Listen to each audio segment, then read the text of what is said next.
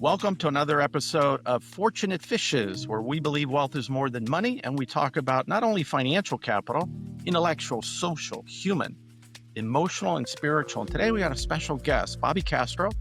Didn't graduate from high school, dropped out at 9th grade, built a billion-dollar company.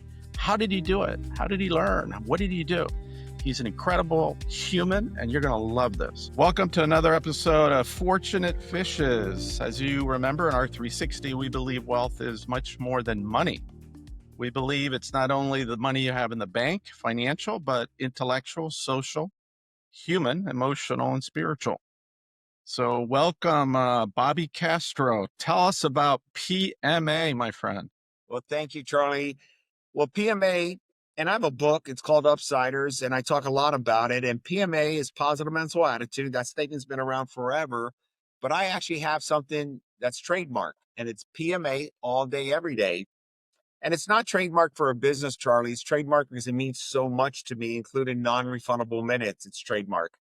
PMA, it's about solutions. It's never about issues, problems, challenges, headwinds. And it took me a while to figure that out. No one showed me that, but that PMA, that outlook on life has changed my life, changed my marriage, changed me of who I am. That's awesome. Well, you had a $1 billion exit some years ago, and R360 has been named by 3 different global organizations as the #1 most difficult to get into private members club in the world, not because we are elitist, but we have a membership committee that neither you or I are on that are very picky.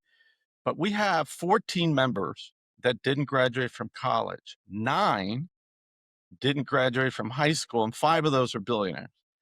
And you and Sophia are part of that 5. I was with Sophia last week, and I said, "Hey, I just want to, I'm interviewing Bobby next week. He had dyslexia, right? That's why he dropped out of high school." He said, "No, I had dyslexia. Ask him what his excuse was."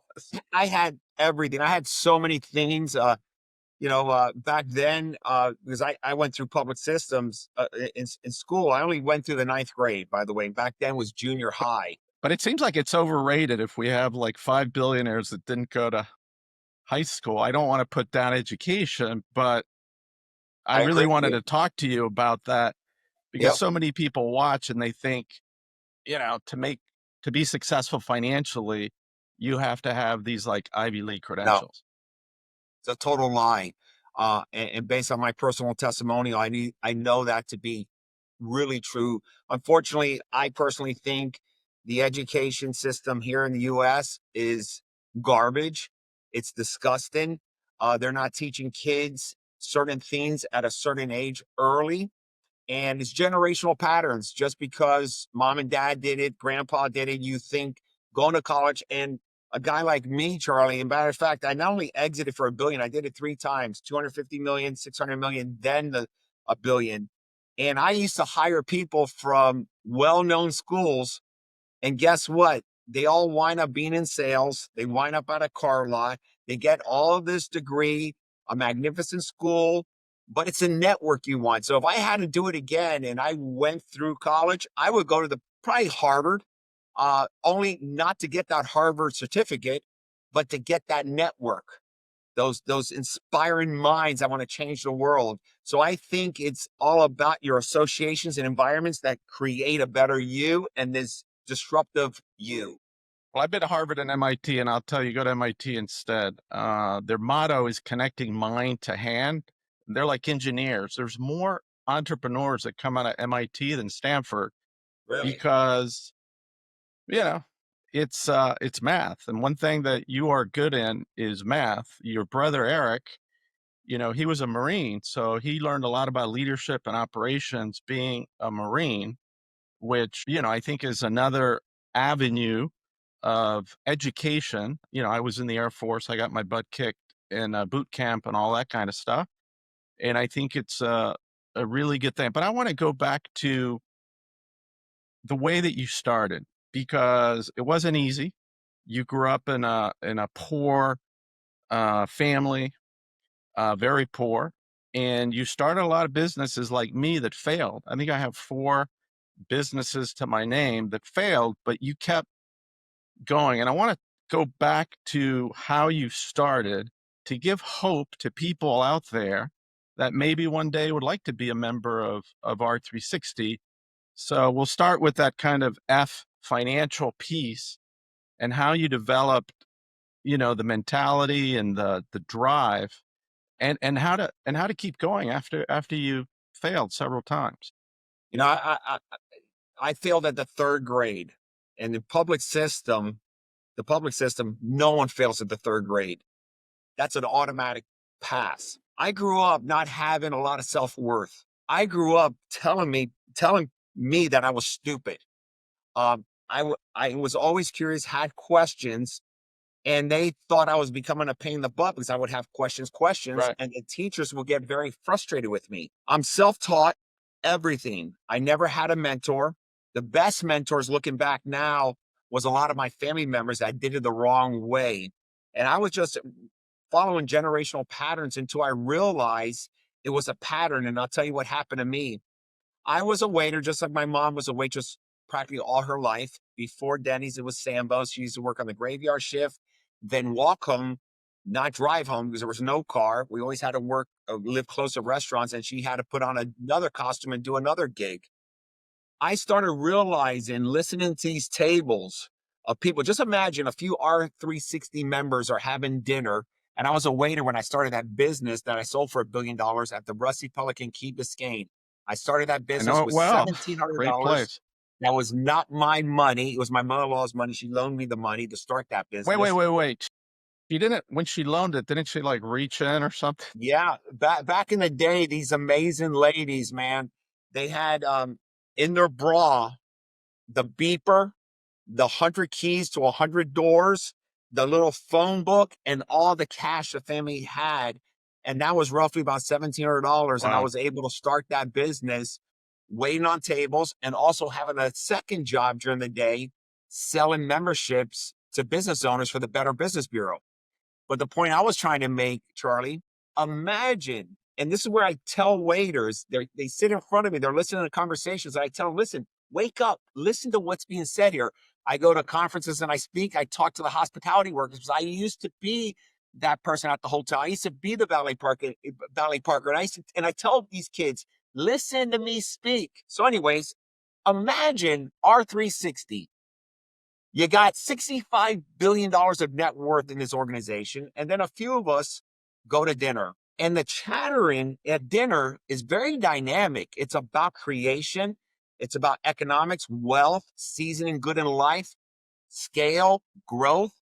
Imagine how many waiters are just waiting on you, not paying attention to what's being said. Well, guess what? One day I started paying attention of what's being said. Now I just gave that example of R360, but that just imagine from that, I got stimulated and then I started seeing possibilities. I was a valet parker. I used to drive up with the Cadillac, all these things. And I seen the flash dancers, the egomaniacs, the fake money, the individuals that are really changing lives, impacting lives. I started having a movie and I had a different lens in life versus the lens I had growing up. I started looking outside in versus being in looking in. And I started seeing a different world. I got really stimulated. I got excited. And automatically I said, entrepreneurship. I want to work for myself. I became fixated on that. I failed many times because I didn't have a roadmap. I didn't have a mentor. I didn't have a big brother. I didn't have anyone to even point me to go somewhere. Didn't you have a job also like cleaning up at like strip clubs in the Yeah. morning? Yep. Was that My first business was a janitorial cleaning service. I was very young. I went to all the offices, all the commercial spots. They would not hire me because of my age. And one day on 36th Street in Miami, next to the Miami High Line back in the day, I knocked on a business and that was a Pink Pussycat. And I just walked in. I didn't distinguish it because it was an adult center. I was just hungry for any account. So I went in there. They hired me on the spot. They had a kick out of it, I guess. I did that and I said, wow, this is good. And then I started realizing, okay, this particular business, I got a quick yes. So I started going to the same establishments. and how old were you? Oh, dude, I had to be, I don't know, 18 years old, maybe going on somewhere around Wow. there. I mean, Younger than you know, you're not supposed to be in those places. So anyways, I got a few more accounts, got some night after clubs. They were all saying yes. Well, one day, one of the adult entertainers at the Pink Pussycat, and I would clean it like 7 in the morning, man, 6 in the morning. And she says, "How old is that kid?" And that was the end of that gig. And of course, everyone must have woken up and said, "My God, what are we doing here? This is just a baby here." And it didn't work out, and I gave up on it. And I looked at that as a failure, like blamed the business, blamed the industry, and I sold everything to a Cuban family for nickels on a dollar. And I went back working. I was so bummed out that I got a warehouse job, and my self worth came crashing down again. That's where this PMA came in many years later, where I just was starting to look at the issues and the problems. And I started saying, man, I'm just too young, this and that. Remember, junior high was a ninth grade. Today it's high school. I was a baby, man. No, no, no, you're right. And then how important is the person that you pick to share your life with? Because you picked a woman who's really has to keep you on your toes. She's smart, she's vivacious. And when did that happen? And how much did that influence what you did next in terms of other businesses that you tried to start or work on together? I met Sophie 36 years ago. We've been married now 35 years. Oh, And that is just incredible. And just to give you a little stat, my father had 15 children, many different ladies, and he always used to blame them. He was never the problem. It doesn't take a rocket science to figure out what was he his was the job problem. to support so many ladies? Section 8, government assistance, no joke. My father was the professional of entitlements. That's how we grew up. And he just thought the richer get rich and poor me. So he had that profile. I remember it's so crystal clear. And that's just the honest truth. It's hard to receive that Now from you some grew up people. in New Embarrassing. York, right? But at some I point was you born ended in the up, Bronx, New York.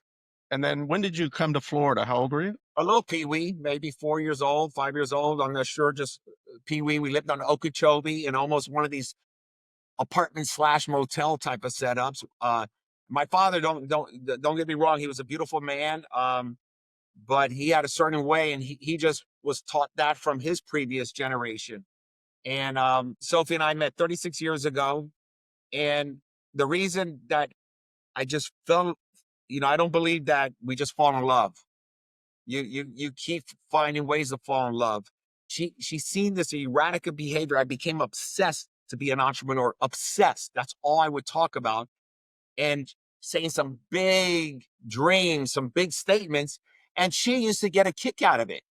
The first day or the first night we went out for our dinner, and she was a baby herself. You know, she's 4 years younger than me. When she left, I said, you're gonna be the mother of my children." She just took off. She goes, "This guy's out of his mind."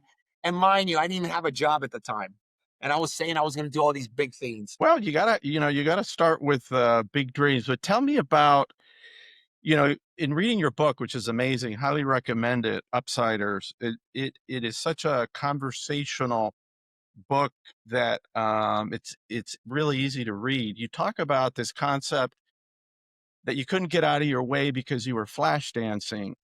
And what's that all about? And what advice do you have for people that are in that mode? And you see a lot of that in Miami for sure. I wasted a lot of time. I didn't invest my time. I only cared about what you thought about me. I would put a fake Rolex on just to tell you I'm successful. I would do all these things thinking that was the way to draw your attention so I can get something from you. I had life completely upside down. Again, It no one was like showed me. external validation versus internal. Very much so. And then what happened to me, Charlie, and I know I'm a little bit all over the place, but my book goes a little bit into it. As soon as I started getting a little traction in life, meaning in business, starting to make a few dollars, that profile I just described that I used to be, that flash dancer, built momentum. Started building momentum in the wrong way more and more. I had no idea how to grow a business, how to invest my dollars, how to become a better person, how to truly become a leader. I was self taught by mistakes until I hit a wall, and I realized, looking back with a very humble inner strength, to say, man, You're the problem. You know, what I hear from this generation all the time, you see it on social media, fake it till you make it. You would be totally against that, right? I'll tell you, that's the first way to suffocate your life. You will destroy everything in your life like I did. I almost destroyed my marriage. I almost destroyed everything in front of me. But make it real for me. Like what were you doing? And then what was the moment that something went off, said, I can't do this anymore? Like what does it mean to be a flash dancer, and how do you get out of that? And how did you get out of it? Living a fake life. I didn't realize the power of Bobby. There's a stat out there, 1 out of 8 billion. There's only one Bobby. Never again, ever will be another. Absolutely. Everyone wants to talk about Bitcoin, 27 million coins. In business, supply and demand is very powerful. That's what creates markets. That's what creates pricing, valuation. Well, guess what? When I realized I was only 1 out of 8 billion ever again, my valuation life really went up. And there was one day again, failing in another business because I would just open a business thinking the money was going to come. I was just living a lie and really not really doing anything with it. And I talk about this one day, man, this day changed my life, Charlie, man. And everybody has these days. They're just not mindful of it. One day I'm living back at her mom and dad's house, Sophie's in Hialeah, again failing, and then get so depressed, not even getting a job. I walk out on a weekday, almost when people are coming home from work. Here's this dude walking out of someone else's home. A black Mustang pulls up, a beat up Mustang, no air condition. There's an individual, a lady in the front, a young girl, that's Sophie, and there's a little baby in the back, that's Priscilla, my daughter, our daughter. They both were so super pink and red and smiling at me. And the reason they were pink and red, the humidity here in South Florida, Miami is horrible. There was no air conditioning in the vehicle. It didn't work. And there's reverse fumes that come where you smell the fuel. That was the vehicle we were driving. And guess what? That vehicle was purchased and given to us from her by her parents. I was such a schlep. I didn't even get a car. And here I am having a daughter. That day I walk out and they're looking at me. I felt like enough of your crap. See, as an entrepreneur, there's a lot of entrepreneurs, and I coach a lot of these entrepreneurs. We live this bullcrap life. We're really not facing truly us. I agree. You know, one of my favorite sayings now is, the world is not coming at you, it's coming from within you. And if there's something that goes wrong in my life, I'm not a victim, I'm a powerful guy. So I say, what is it about me that created this situation? Because everything in my life comes from me. I can't, blame it on anyone. And the other thing, when you say that you're 1 of 8 billion, because I believe the same thing. And I was reading, in the Bible, there's only one time that Jesus gets so pissed off that, like, if you do this, he's going to throw you to the depths of hell. And it's Matthew 25:6, and it's the parable of the 3 talents. And Matthew 25:6, Jesus is talking about this master that takes off for a few years, and he says, all right, I'm going to give you, Bobby, 5 talents, and I'm going to give the next servant 2 talents, and I'm going to give the third one 1 talent. So Bobby, he comes back after a couple of years. You took the talents, you invested them, and you like quadrupled them. The guy that had 2 talents tripled them. And then the servant that had 1, he was afraid that he was going to lose the master's money, so he buried it. So he came back and he took it out of the ground and he gave it. And the master basically threw him to hell. And the meaning is, Jesus is basically saying, you have been given a God-given gift that nobody else on the planet has but you. And your job is to figure out, what is your why? Why are you here?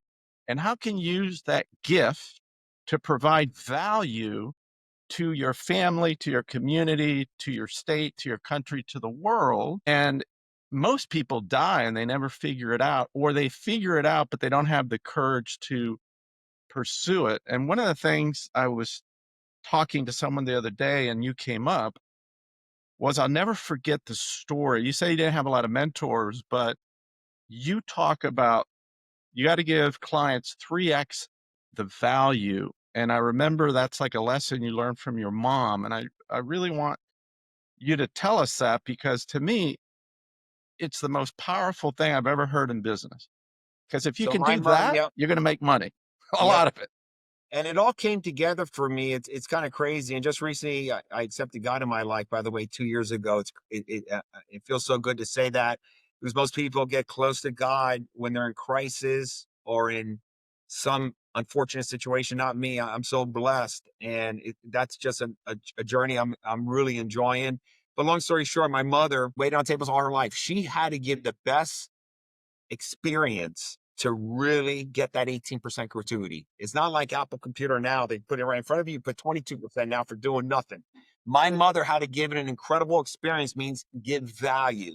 I witnessed that without understanding that. And she taught me so much about the value proposition that the compound effect happened to me some years later, where we as hospitality workers had to serve. And when you serve, you're given value, good experience, where they're going to tip you, give you, honor my mother has done. And I learned that from her, and not realize how powerful. And then when I got a little bit understanding about, I want to be an entrepreneur, I didn't have any money. And that same concept, when you just said about the Bible, Matthew's 25:6, my mother's situation, it's crazy. I started understanding, even without any money, how to compound money. But you can't do it if you don't have any money. But then I realized, Charlie, this was changed my life, and it can change anyone's life. I used that same concept, how you compound money. I compound my efforts. That's where the non-refundable minutes, you never get them back. I started really investing my time wisely, and all that effort I was putting forth, I act like it was money, and I was compounding. And I became a really pretty good investor because that way before I sold the company, I started compounding wealth by investing money. But when I didn't have any money, it forced me to compound my time, my effort, to be very mindful of what I'm doing, be very transparent, stop pretending of who you're not, and start being who you are. And people started liking me, and they started saying yes to me. Let's go back a bit, because you talked about a magic word. Even, Warren Buffett says that the eighth wonder of the world is compounding. And I don't think people understand it. Like if you told someone, hey, I'm going to give you a penny, but I'm going to compound it 20 times. Do you want that, or do you want $1,000,000? Like, They don't oh, understand 1 penny a day compounded for 30 days is over 5 million. But look at this, 31 days, one extra day, over $11 million. yeah, no. And then I always tell people when I talk about R360, we are merchants of time. I'm like, what do you mean we're merchants of time? I said, because when you sit around the table with 15 people that have created wealth over 100 million, the average now in R360 is 600 million. And you have a membership committee that's turned down 72 families, including 9 billionaires, not because they didn't have the money, but because they didn't have the values that you're demonstrating. And you have an issue with friends, with family, with money, with business, and you bring it to these people that consider you family. If they can't solve it right then and there, they're giving you like 5 resources of someone Yeah. to solve it. But I want to go back to if you're getting better, a little bit better every day, and you have money also, but talk about, we'll get to the money later, but you talked about the compounding in a personal way. What does that mean, and how does I somebody started do that? feeling good about who I was becoming. I really was starting to feel really Dr. Feel Good, really good. That started building self-worth. That started building confidence. What happens, momentum takes root. That's what happened to Bobby. I just kept feeding it more and more. And what happened to me, man, and I know change is so possible, that the people that I used to chatter with, or I didn't have any association, not because they're bad people, I didn't get any value from them as to where I wanted to go. So I really started being mindful then of my network, my associations. And of course, entering that ecosystem is a whole different world. You have to be really prepared. You got to be very disciplined. They seen the obsession in Bobby, and they wanted to do business. They believed in Bobby. But before they seen it, I had to feel it. And I know that sounds so corny, but if you're broke, you can do this. I know change is possible. Matter of fact, I can't shut up now. Up to 7 years old, I never spoke. I was a major introvert. I do believe that everyone, including you and I, Charlie, and everyone who's going to listen to this podcast, we're all born with one thing: curiosity. We're not born with fear. We're not born with doubt. We're born with curiosity. We develop all these by routines that lead to momentum, that lead to a habit. And more that habit builds, it's either good, bad, or ugly. You decide, man. Anybody can navigate their life in a better way. How am I still married at 35 years old when I witnessed my father doing it completely different? I fall in love, the compound effect, with Sophie every day. I keep feeding it and it keeps multiplying it. It gets better. We love one another. We have enough money right now that both of us can put a line down the sand. There's enough for both of us. Our kids are going to be 29, 34 years old. We have 3 grandchildren. We're still together, man, because we still are playing tennis together. We're still feeding each other. Same thing in business, same thing as starting a business, same thing of whatever it is, you can continue. It's easy to give up. It's always easy to tap out, but the treasure is when you don't give up. And how do you do that? So I thought it was 21, but I learned scientifically that to create a habit takes 66 days. And here's a guy, you're younger, you don't believe in yourself, you're calling yourself stupid, you're trying to change the way that you think. You see your daughter and your wife driving a car in Miami, you know, with no air condition, you feel like shit. How do you create these new habits and change the way that you think about yourself? And then obviously you're going to fall back a few of those 66 days. How do you like not fall in the hole, but Yeah. keep going? My book, that one area you just Yeah. described, that is my book, Upsiders. It's called Distractions. Right. No matter who's going to be listening to this, whether you want to accept this transparency or not, we go through 70,000 thoughts a day. 70,000 thoughts are racing right as I'm speaking to you right now. Thousands are racing through us. Most of them are distractions. This is a distraction. There's so many distractions on top of our 70,000 thoughts. So you can easily get distracted. You have to be so disciplined. That's why I love speaking to entrepreneurs that don't have a business, because I said, if you can master discipline and consistency, your odds go greatly up. You have no clue. If you can limit and be obsessed, limited distractions, there's only one path. Whatever you give focus and energy to, it will grow. So if you give focus and energy to a lot of multiple things, nothing's going to grow. It's going to be just like this. But if I give focus to a better life, a better version of Bobby, I am freaking broke. I need to take care of my best investments so I can start feeling good. Once I start feeling good, my confidence goes. It's not going to happen. Even if someone's going through a divorce, you can be worth $1 billion today and you're going through some crisis. It's easy to get sideways. It's easy to get distracted. It's easy to get depressed. It's easy to get your self-worth low. Think about it. That's where this PMA is. It's all about solution and bright days. But I think you got to start with routine. So let's just talk to you. Tell me, what is your routine? When did you get up this morning? What did you do? And how does that translate to what you're talking about? So for Bobby, and I was not handed no money or nothing. I truly believe, first, in order for anything to positive change in my life, I have to start changing everything I'm doing today radical. To this day, at 58 years old, I wake up at 4:30 in the morning. Do I need to? Wow. No. Because the only person in the world that you can control is Bobby. That's right. I wake up at 4:30 in the morning. I do things that What time do you go to bed if you're getting up at 4:30? 8:30, the latest 8:30. Dang. I train with one of the most elite trainers in the world. I can't mention who he trains with. Let's just say he trains with a couple. Let's just say they're give the me top 3 wealthiest people on the planet. right. So you wake up at 4:30. Then what? What? Okay, the alarm clock goes off. You get up. Then what do you do? I do my restroom stuff here and there. I get to emails that were not on a priority list for the previous day. I'm only focusing on priority, high level needle movers in my life. Then in that morning, I go through a lot of secondary and third emails so I can always continue to stay updated on my life.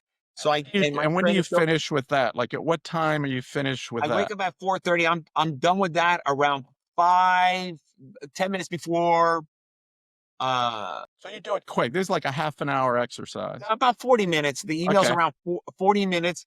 After 40 minutes, I get in the steam room, I get in the sauna. I do 2 saunas before that. So I'm really mentally being prepared for my trainer because his job and his job only is for that hour I'm with him, it's a living hell, Charlie. You have to, it's like almost training like with David Goggins. You're gonna go to hell and you're coming back. And how much do you do strength training, lifting weights versus cardio? All three throughout the week. So we do conditional training, strength training, cardio. So he mixes it all up. I do chiropractors twice a week here at my house in my spa, where my gym is. Uh, Acupuncturists twice a week, and masseuse twice a week. I really take care of myself, and I always have been because I knew I was the best asset. If I don't take care of myself, I can't continue to meet that new Bobby. I'm so extreme by it that I'm too radical for most. I'm a big And, loner, believe it or not. and does that happen all in the morning, or is it throughout the day? I start at 6 with Anthony. I'm done at 7. At 7:30, the chiropractor comes, adjusts me when I'm coming out of the sauna again. And then the acupuncture hits me. The masseuse is at night in the evening, normally around 6:30. I have my third grandchild, so I'm really involved in legacy planning. We have a Let me lot go of back little to nutrition because I'm also like you. I intermittent fast, but I'm eating dinner. Tell me about your nutrition. 16 hours a day. So I won't eat until 12:30 today. I stopped eating before I went to bed. Um, I go to stem cells at RMI. You recommended RMI a few years ago. We go in every year, Sophie and I. I'm on hormone replacement for 16 years now with the same doctor, Dr. Gaines. Um, I'm constantly reading how to improve. I'm an avid, addicted reader. How to So improve. you're eating one meal a day, concentrated at lunch, which is the Two, smartest thing to do. yeah, almost two meals because that other so-called unicorn meal snacking.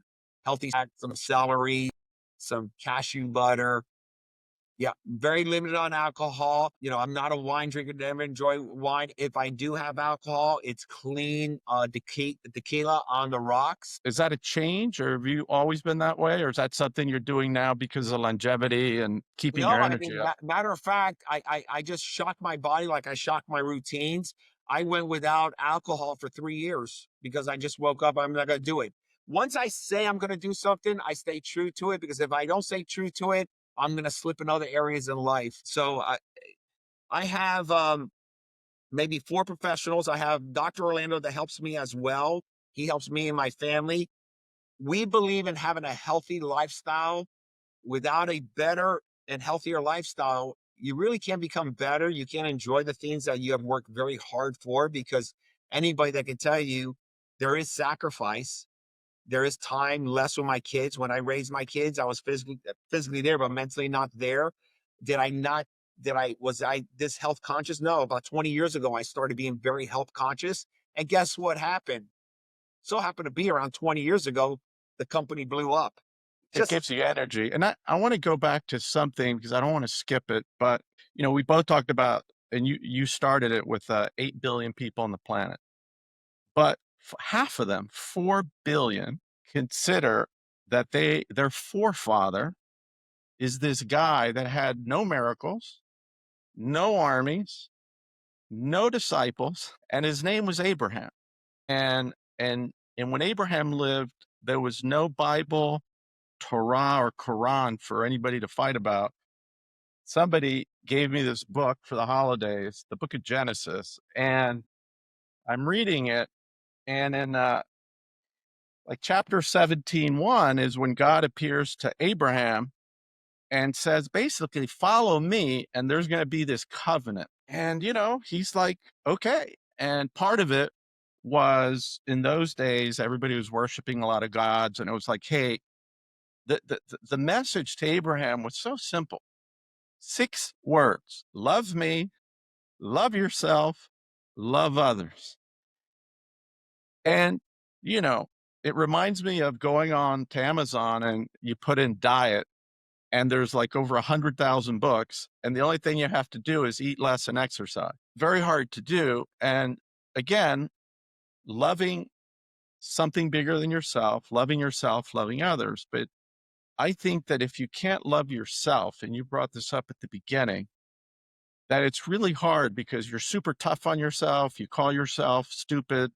The things that you say to yourself, and positive mental attitude all day is about changing the script. So how do somebody's watching this who is in that script. How do you get out of it and really love yourself, because Yeah. it's what's coming from inside you Yep. that you can literally use your mind and manifest a Yep. life Yep. that you want. You gotta set yourself up to win. And this is again, I do it to this day. You gotta be very transparent with yourself, and it's called accountability. If you keep yourself accountable to every decision that you do, I can promise you, you will change your life for the better. You'll feel so good no matter where you see. It's not about money. There's a lot of people I know with a lot of money going through some challenges.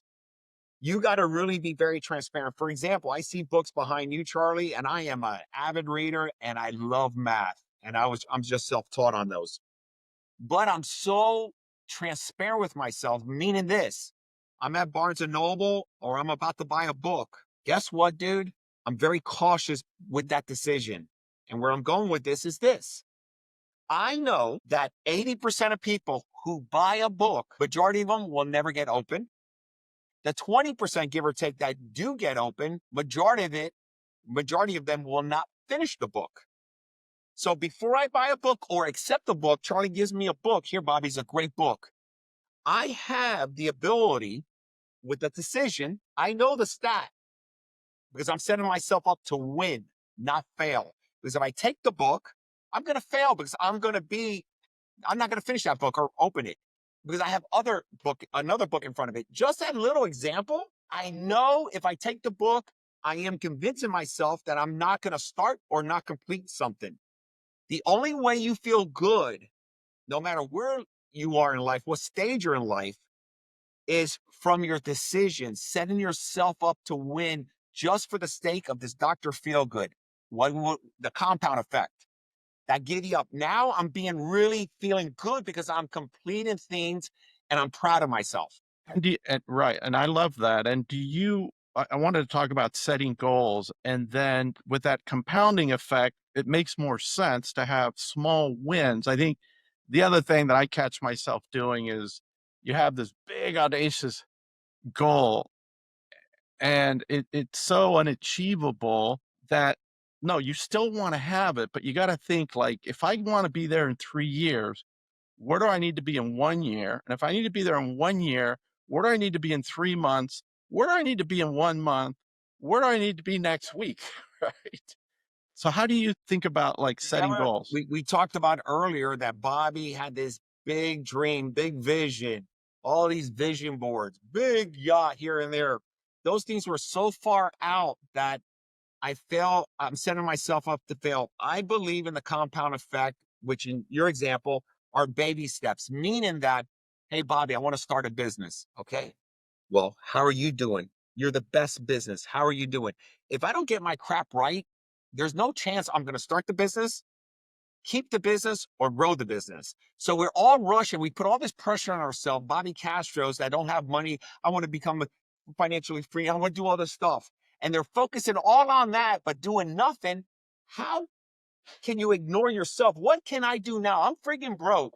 What can I do for this investment? This, until you believe that, you're sold on that, nothing is going to change for the better. Or, I mean, life is an abundance of bright light out there. but you only can feel it and recognize it and truly believe it when you start improving in your inside. I agree.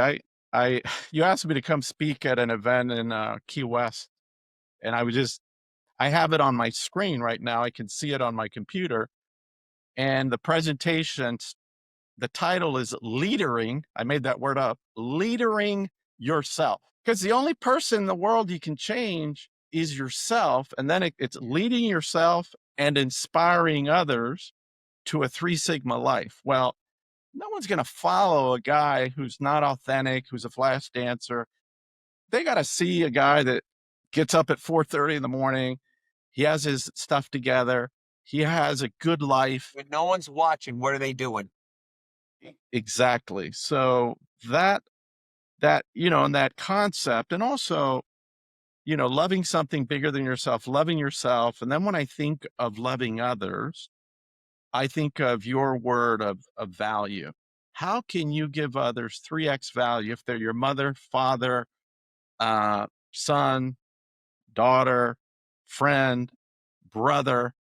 And I was looking at the 10 Commandments the other day. I have like the thing right by the R360 monument that we all get, that Picasso's protege designed, is the Ark of the Covenant. It's been a lot of movies, and that's where the 10 Commandments were kept. And the fifth commandment is about your parents. It doesn't say love your parents. It says honor your parents, because a lot of us, myself included, have difficult relationships with our parents, and a lot of us want to blame them. But I started this new thing of honoring and thinking of what are all the good things that I got from mom and dad, intentionally or unintentionally, that made me who I am. And sometimes the negative things that you think are negative are actually things that have driven you to success. And I think changing that narrative that we all have, It's you know, you reminded me, like value add for the ones that inspire to have a business, or the ones that have a business, you want to grow the business, one that is have a marriage, you're a father, you're a mother, whatever it is. In business, to give you some stats, it's called the value add. Private equity, they buy a company they feel that has a lot of runway. If we add value, it increases in valuation, right? Real estate, we buy a value add deal. We buy an apartment complex, we improve it, we add value, rents go up, valuation goes up. Same situation in relationships. You have a friend, you have an association, you have a drama family member. Are you receiving value? Because if you're giving them only value, they're not giving anything back, that friction, that drama will continue growing and keeping you stuck. I have learned in a very young age the value add proposition. And I started disconnecting away from negative people because they were not giving me value. I look for value because I give so much value that if I don't get it back, this relationship is not growing. Therefore, I move on. I'm only about growth. And what's happened to Bobby all along? I'm growing. My network, meaningful relationships growing. My marriage is growing. I'm a great grandfather. Everything's growing. A lot of people just don't they're not linking it because of all the distractions, 70,000 thoughts, all these headwinds coming in. They don't have time. They're going to agree with me and nod their head like you are. But unfortunately, the habits is so deep rooted, they're going to be back on that crack within 2 minutes, right yep. back on that phone. And I hate to do this because I keep bringing this number 25:6 up, but I'll tell you why it's important later. But in the Torah, Numbers 25:6 is a story of a guy called Phineas, and he's with, like, going to church. And back in those days, they had the Ark of the Covenant under a tent, and Moses was there. And this thing happens where someone is like worshiping an idol. And Phineas takes out a spear and like kills the person on the spot. And he suffered a lot for doing that, but then God recompensed him. And it was of this idol thing. And a lot of times the words aren't what it really means. What it means is exactly what you just said. We have idols, which are distractions. The phone, it could be politics, it could be alcohol, drugs, it could be being a workaholic, it could be uh, uh, whatever it is that you're doing to an obsession, it becomes a distraction or an idol, right? Yeah, And I know, 1000%. yeah, and I know that I perform the best when things are good with my kids. I have 4 kids. Things are good with my wife. I'm loving them, they're loving me because you're like totally energized. So important. So the focus and clarity in life becomes really sharpened when you really are mindful of these distractions, all this wasted energy, because you start the more you put away these distractions, what clearly came in my life is what matters the most to me, my family. Therefore, I was motivated, inspired to make the right decisions in business and everything, because what matters the most to me, it's here. But with all this other dust and all these distractions, what matters the most to you, which is right in front of you, you don't even see. But when you clearly see it, as I do, I'm 100 years out of a legacy. Every decision I'm making is for my future generations. It's so clear from Bobby Castro that once you have that clarity, dude, you're never looking back. But in your case and Sophie, it's very intentional. You guys think about it. You get the best advisors to help you that are helping other people do it. But I want to And we go stay back. well grounded. We stay money. I w- let's put it this way. There was a moment where from one day to the next, $25 million showed up. This is a number of years ago in a bank account, personal account. Right. It didn't, it was the biggest disappointment. That's when I started really coming into money. The biggest disappointment. It wasn't the fireworks I was expecting. It wasn't like, oh, this is the day I've been working. Nothing. Completely bummer, downer. Money is not everything. What excites me and what should excite other people is creating fulfillment. You're put on this planet, this earth, for a reason. It's to create a better version of you, impact somebody, it's the best fulfillment in there. A lot of people think it's all about money, money. And I tell these young entrepreneurs, man, I used to chase money first. And unfortunately, it was a homicide scene for me. I can't tell you how bad it was. Um, and then when I started chasing a better Bobby, the dump trucks of money came thereafter. If you go after money first, I am telling you, it's it's not a pretty journey. I'm grateful for my journey, but doesn't mean that has to be for another Bobby or Sophie. No, I agree with you. And somebody recommended to me the other day. I had read a long time ago. It's called 4,000 Weeks, Time Management for Mortals. I'm not recommending it. It's not that good, but your concept is better, which is instead of thinking in weeks, you think in minutes. And you came up with this concept of non-refundable minutes, which reminds me of Steve Jobs, who also is like, you got to look at yourself in the mirror every day and say, if I was going to die like in a week, would I be doing this? But tell me about Non-refundable that. minutes. When you get that clarity, as I did, and as I have, you start realizing, my gosh, just like you remember, when I didn't have money, I understood the compound effect. I started realizing how valuable my time was. And you can either do three things with time. It's the most precious asset. Burn it, burn your minutes, waste your minutes, or invest them. I choose to invest my time. You see this device? For years, it has no ringtone. You know that when you're trying to get a hold of me, it has no vibration, nothing. This is the I'm last like thing you, I look at. same I thing. This is because there's so many other things that do matter the most. And my minutes, every single minute I invest. So when I am sitting there arguing with Sophie, hmm, I'm losing money. I'm not making anything on my time. It's not compounded. So me and Sophie have a rule. If we find ourselves in a little friction, we start laughing right away to each other, saying, "Wow, we're losing right." I mean, we catch ourselves really quick because we're so on it. So think about it. How do you do time? What is your relationship with time? Do you actually get on Instagram? You spend a lot of time looking at commercials on here because that's wasting and burning your time. Invest in your time with meaningful things that truly matter the most to you. You have no idea the next level. I speak to people of extreme wealth. They have no idea of the level I'm talking about. I'm talking about beyond money. And I just want to, I think it's funny. So if I want you and I need you or you need me, you're just going to pick up the phone and call.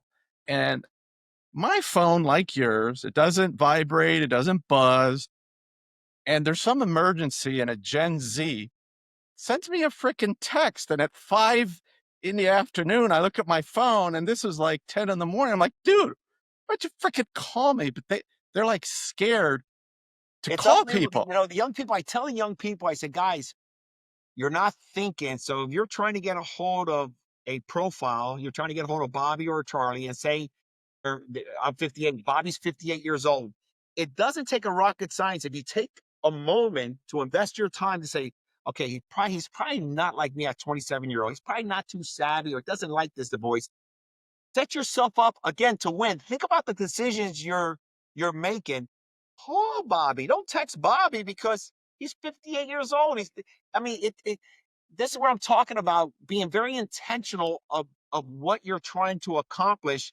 And I tell people they try to pitch me for this, and I said, guys, you're so busy treating everybody the same way and not understanding that I am wired. There'll be never another Bobby. Understand how you're going to pitch me, because if you're going to pitch me like you're going to pitch Charlie, and I'm going off the rails here a little bit, but the point being is that they're not taking their time to understand this human science that is very powerful. That's only going to benefit them. 100%. And we had this great R360 meeting, and a guy that I'm going to hire myself. And there was a Canadian psychologist. He wrote a book, Games People Play. And what he taught was so powerful. And of course, we have two groups in Miami, a group in Palm Beach. So I got to hear it 3 times. My wife says I don't listen, but when I hear it 3 times, it really, and it talks about how we are a combination of, you have a critical parent and a nurturing parent. We're both. We show up different ways. Then you're a child. You're an angry child. You're a spontaneous, creative child, and you're a withdrawn child. And then in the middle is the adult. And oftentimes, like in a husband-wife relationship, you could be coming at your wife as a critical parent. You should have done this, and why this? And then you get defensive and you're an angry child and it gets even worse. Or you may show up to your kids like that, or maybe your wife is the nurturer, you're the nurturer, but it really shows you how to get someone out. And frontal lobe is the adult. And to get person there, you just have to ask a question. And if you say, excuse me, Bobby, or can I ask a question? And you ask 1 or 2 questions, well, that person's out of that critical Makes sense. parent, and then you can have a conversation. And it's such, these things that we're learning You to see, be. look at the value on that. Think about how that can improve someone's life. And the only way they're going to get there intentionally to learn what you're just saying is for them to limit a lot of distractions that prevented them to realize why they should learn that, how it can impact their life.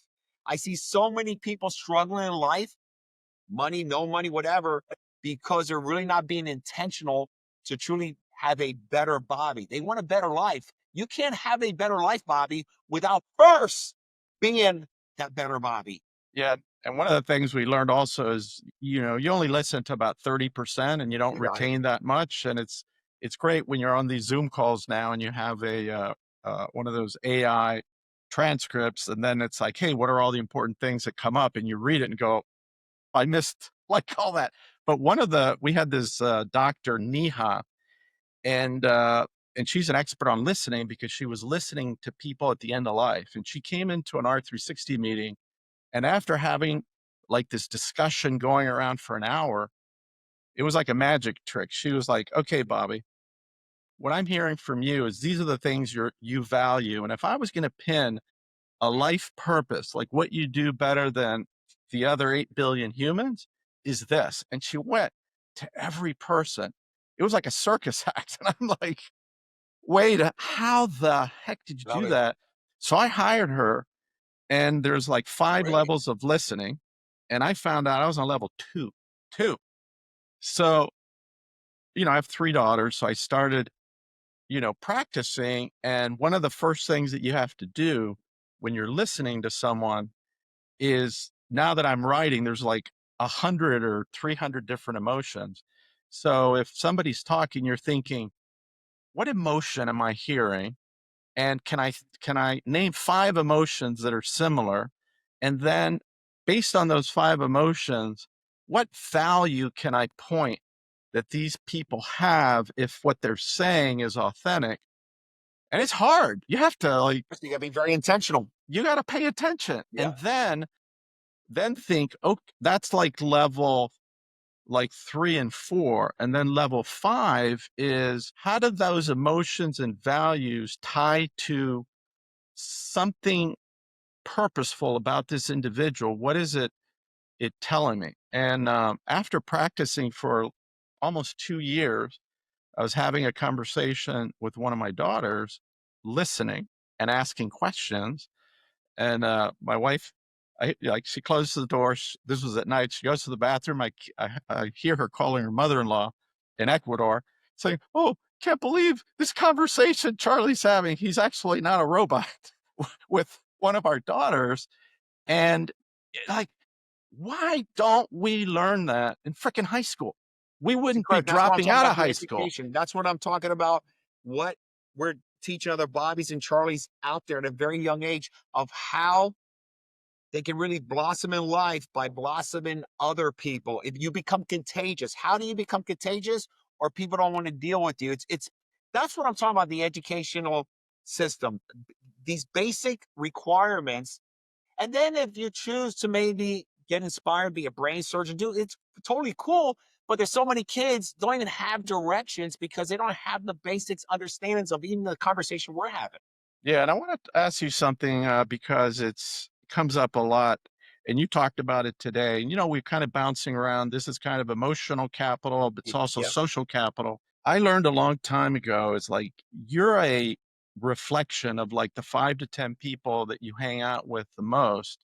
And if there's an energy vampire, and that's what I call them, energy vampires that literally suck the life out of you because they're a victim. They got this black cloud going over them. Nothing's ever their fault.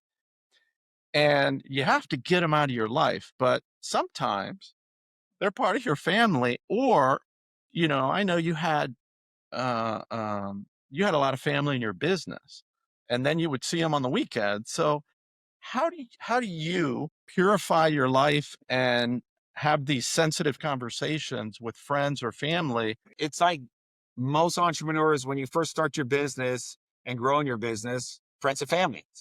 First people you know, so you board them. Do they have the skill set? No. Do they have the experience? No. But you just don't any better. You're just bored them. And then what happens is you start pasturing them because it's such an emotional relationship that you pasture them for too many years, like I did. When I exited, I had nearly 1,000 employees. When I exited, I was so pleased to have let go of 98% of the family members years prior, because I had to make these big decisions, because I had that clarity of very important decisions, because what I want for ones that matter the most to me, my 2 kids, my grandchildren, my wife. Family is the most sensitive topic because they don't, everyone gets the good, but with family, we see the dirty side because we Right. don't know how to communicate. And we're just repeating generational patterns, especially the Latino family that's just arguing this, that, all this drama. And it inflicts a mindset and a way of doing life.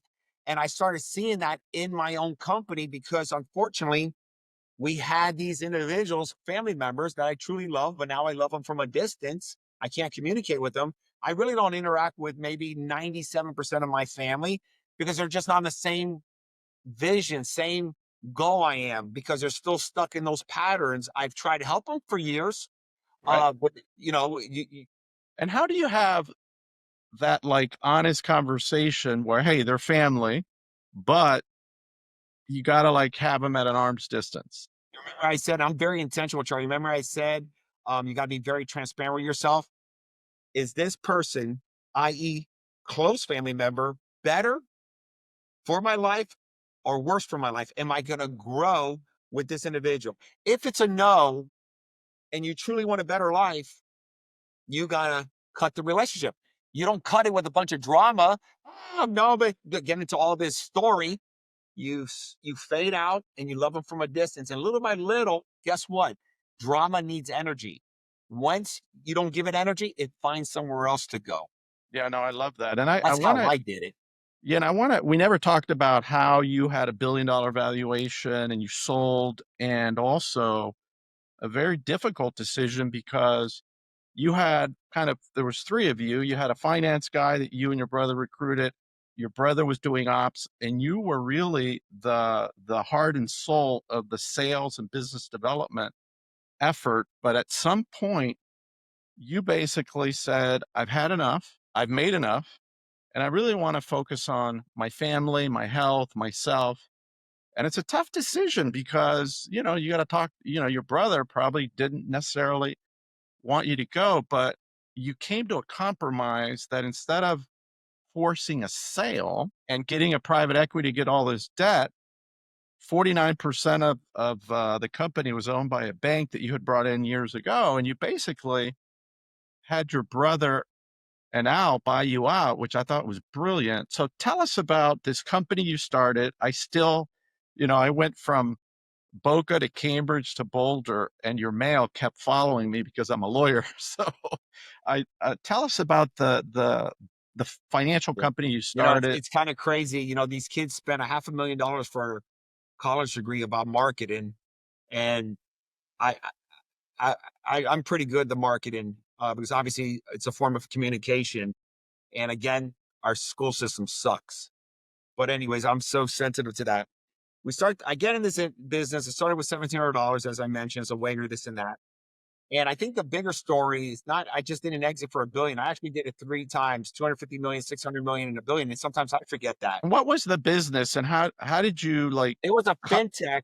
We started intentionally, we didn't start it as a fintech. There was no such thing as fintech. right, We became the very first fintech, not intentional. It just grew that way, just like Amazon is today's different business plan as it right. was And I 20 want to years go ago. back to Amazon because I got a story about that. But tell us Yep. how you actually started, and then how it grew into what I it was a is today. broker out there giving value to business owners. They were looking for a forklift, X-ray machine, MRI machine, construction equipment.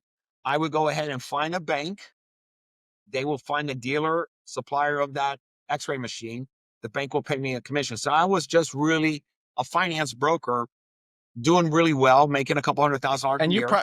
and if I remember, you like paid money to take a course to teach you how to do That was at this. $1,700. Remember, I mentioned that Dixie, my Right. mother loaned me. I was a junkie. You'll read in my book. I was really, truly addicted, like someone is addicted to drugs. I was addicted to the classified ads. Anything that said made $10,000 a month, a day, whatever, packages will come to the house to the point where I would just get off on reading these packages, never doing nothing with it. One day, um, at the Rusty Pelican, I'm working. The next day, I go to the Better Business Bureau. True story. First of all, those classifieds, there was one package that came for equipment leasing and financing as a money broker. I found kind of interested, and it was one of many packages. But something changed in my life again. One day I go to the office on Red Road in Hialeah at the Better Business Bureau, where they give you a stack of leads, point you to a desk, and start calling the business owners. Well, guess what? The first lead was the same company who sent me the package a couple of weeks prior. That was like porn. It's like, I'm now stimulated. It's like, oh my God, game on. I called, I put my best sales hat on. I actually got the appointment to go to the office. It was an older man. He goes, I think the Better Business Bureau is a scam. It didn't have a good name back then. There's no value here. However, I want you to come to the office. I'll buy this stupid thing. He said it more or less like that. I don't know exact words. It was a couple $100 under one condition. You come work for me. Oh, And of course I said yes, because I'm really stimulated. That's how I got in the business. and did Fast he ever forward, share with you later, like like what was it about you that like he made he him? he obviously he saw that I was obsessed. He saw something in me, and that's why I keep talking about. You got to put yourself in these situations. If I didn't do that intentionally, I wouldn't have be sitting here today with my story. That one thing. So our decisions every day can change your life, but you got to get away from the Right. distractions. But I was I very think you had a fire in your belly. I'm sure that he because could he sensed it. He was an older man, seasoned business guy, and so I did well, writing a bunch of business, calling everyone. I was just really intentional. Uh, People liked me. They said yes to me. And then one day he had two children, and they were in their early 50s. One was addicted to pills. The other one was addicted to something else. I used to drop him off here in Los Olas, where I eventually bought 4 homes. And I said, one day I'm going to live here. I used to drop him off the Isles, and then had to take the bus on Broward Boulevard, which is a tough neighborhood, to get back to Hialeah. And he says one day, he goes, here you go, dude. He says, this is my Rolodex. I'm out of his business. Whatever his two said, they don't want nothing. He was an older man, very can old. you explain to the Gen Zs what a Rolodex is? A Rolodex is like a little phone book with a bunch of Right. phone numbers and all your real good contacts. He said, and I used to use his name a lot. He had a really good name in the Right. business. And he goes, this is yours now. And when he handed it to me, he pulled it back. He goes, but you're going to pay for it. He was actually teaching me a lesson. He Wow. couldn't be easy. He says, you're going to pay me $1,700. I go home, tell my wife this story. Dixie, my mother was overhearing it.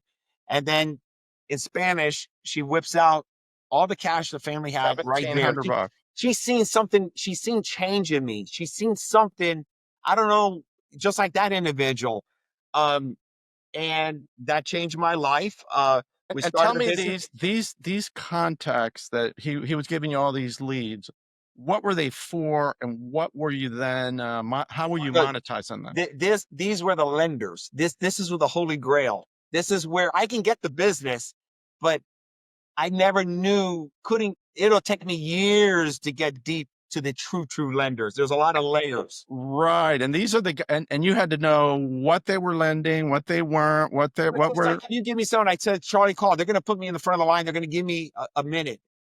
Talk about relationships. Fast forward, I became a broker, did really well, but I had to go back to work every Monday. I had a job. I started realizing there's no enterprise value here. One day, Eric and I, my brother, who I gave my brother the business, a 50% absolutely free, because he and I are 18 months apart. We do everything together. Plus, he's just excellent at operations. It was a value add. It was a lot of love, but I knew I was picking up a Tom Brady. So fast forward, we're killing it, Charlie.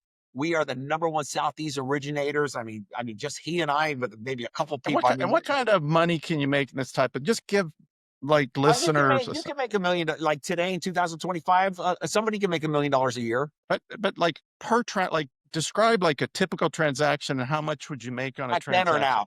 No, back then. Back then, X-ray machine 25,000. I'll make the shop will make $2,000, and I'll make 1,000. God, and And then how then many that became 2,000 to transactions? me when I went on my own. When he gave me the Rolodex, that 2,000 now became me, because before I had to split it with him like a real. Ah, right. So now you're making 2,000. And how many of those transactions would you do a week, a month on average? Like, I was back then when I finally left Rusty Pelican, left the Better Business Bureau, because I was very mindful of just not right, quitting like I quitted before and go all in, because I understood I had responsibilities. I had a daughter, I had a wife. We right. finally moved out of her mother's house. So I was making, by the time I quit both jobs, I was making probably maybe back then 75,000 a year, which is a lot of money for me. Remember, this is 36 years ago. And then fast forward, when he gave me that phone book, I really just kept working on a better Bobby. I probably got up at that stage. I was probably maybe 250. Eric was 250 a year. And we, our commissions, you know, were tighter because the market was changing a little bit because Siemens, Right. GE was starting. This is very important. I started seeing a change. See, when you're really in tune, you're seeing changes right in front of you, and you're pivoting Right. to the change. A lot of people are ignoring it, like what's going on in the economy today. We get invited, Eric and I, to Martha's Vineyard to give us some big recognition. These two rock stars. So we go to Martha's Vineyard. And We get and there. and what it was like an organization that had, or were you like a This is franchisee, one of or the. These were one of the lenders that we you used to do a pay lot a of lot of business business? to. He says, Bobby, I want you to come on Martha's Vineyard, man. You guys are workhorses. And also I want to introduce you to my number one investment banker. He's a good dude. I just want to edify you, Right. and I appreciate your business. We get there, Sophie, I, Barbie, and Eric, and there's an individual there. And because we said yes to the invite, that third person we met and we hit it off became our third partner, the investment banker. Talk about, again, back in this call earlier, I talked about network, your association, can change your life for the good, bad, and ugly. That I tell Al, I said, Al, the market is changing, my brother. Don't get too excited here. He goes, well, what do you mean?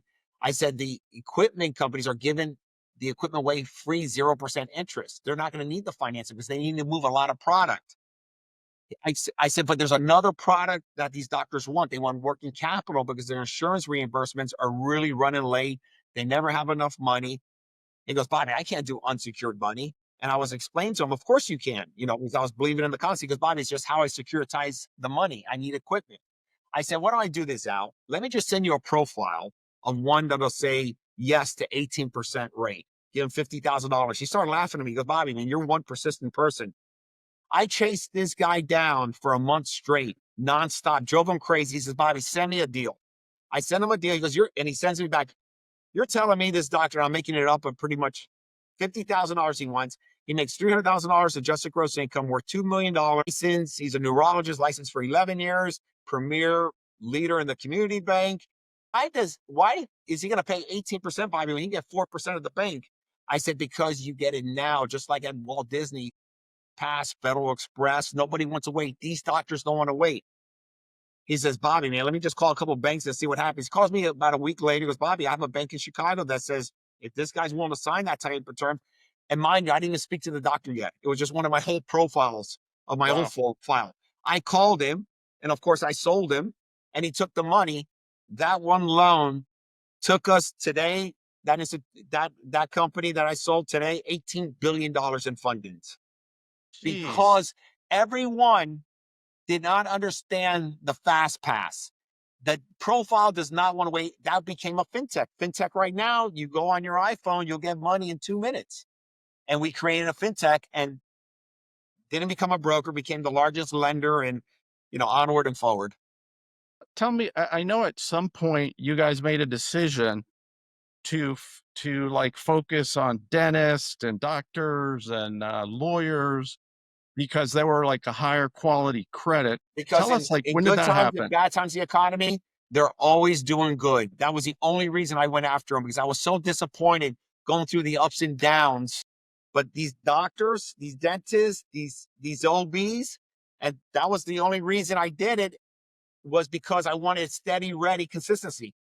Right. And then I remember then another transition happened where you came up with this brilliant idea that there were some of these loans that you wanted to keep and you wanted to cherry pick, and you decided to hire someone to create this auction platform where you had this idea to bring in like thousands of banks and let them bid for the stuff you didn't want. And they kept T- bidding tell lower us and lower. The tell spreads us kept about getting that, wider. because to me that is brilliant. That's the real fintech.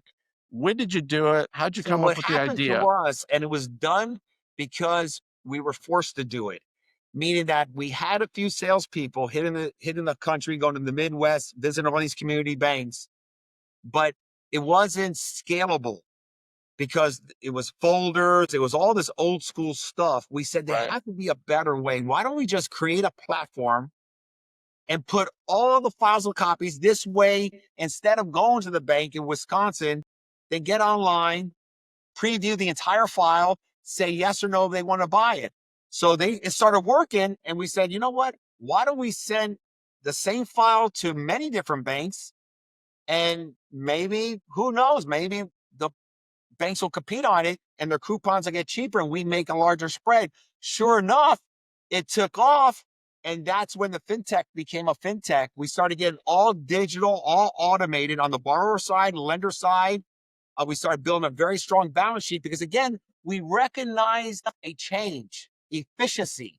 We needed more efficiency and we had to lean into technology.